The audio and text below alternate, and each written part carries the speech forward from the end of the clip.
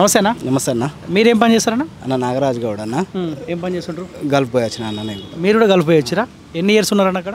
3 years అన్న. 3 years. ఎంత సంపాదించుకొచ్చిరన్న మరి అక్కడికి? అంతా ఏం లేదన్న, అక్కడికే. అవునా? ఏం పని చేస్తుంటారన్న అక్కడ?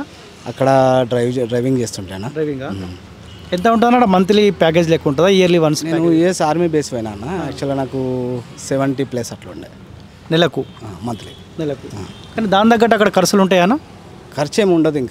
ఇంకా అది బ్యాంక్ అకౌంటే, బ్యాంక్ త్రూనే. అవునా? అంటే మెయింటెనెన్స్ మొత్తం వాళ్ళదేనా? మెయింటెనెన్స్ మొత్తం వాళ్ళదేనా. ఎందుకని ఇక్కడ ఏం పని దొరకకుండేనా?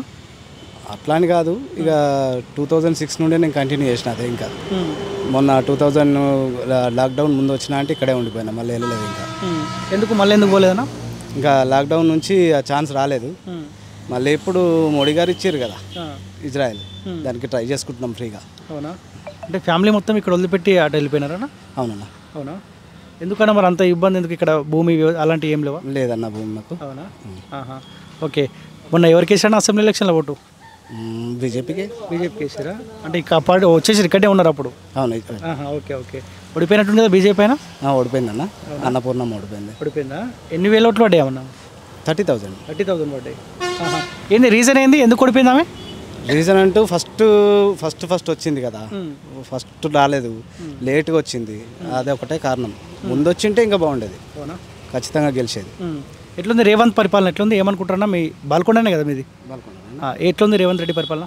అంతగా నాకైతే బాగా నచ్చట్లేదన్న. ఎందుకన్నా 10 ఏళ్ళు ఆయన ఇబ్బంది పెట్టిండు కదా, ఈ 100 రోజులు 100 రోజుల్లో రేవంత్ రెడ్డి పరిపాలన నచ్చట్లేదంటే ఏమంటారు? బస్ ఎక్కినా, బస్ ఎక్కితేనే నువ్వు కేసీఆర్ ఆడవాళ్ళు, నేనేం చేయాలి? నేను టికెట్ కట్టుకుంటున్నా కదా, మరి నాకు వాల్యూ ఉండాలి కదా, నాకు సీట్ ఉండాలి కదా, మరి నాకు లేదుగా. ఇప్పుడు మన సీట్లు మనకు ఉంటాయి కానీ మనకు ఏడుంటాయి అన్న? మొత్తం వాళ్ళే కూర్చుంటారు, మనకేడా ఛాన్స్ ఇస్తున్నారు? మనకి ఇస్తున్నారు అసలు ఒక్కసారి అన్న.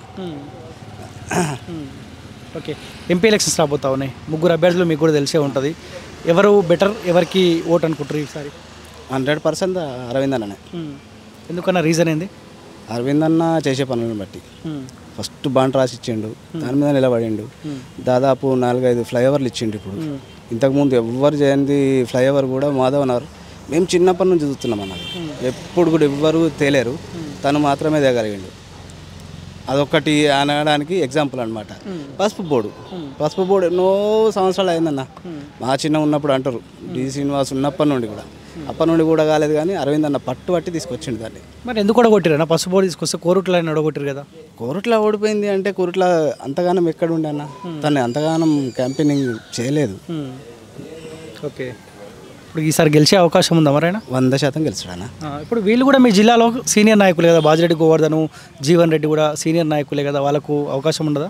జీవన్ రెడ్డికి ఇటు పేరు కూడా తెలియదు అన్న, ఎవరికి క్యాండిడేట్ కూడా తెలియదు. ఆర్మూరుకి తెలియదు జీవన్ రెడ్డి, ఓన్లీ జగిత్యాలకే తెలుసు. ఇక్కడ ఎవరు తెలుసు అన్న?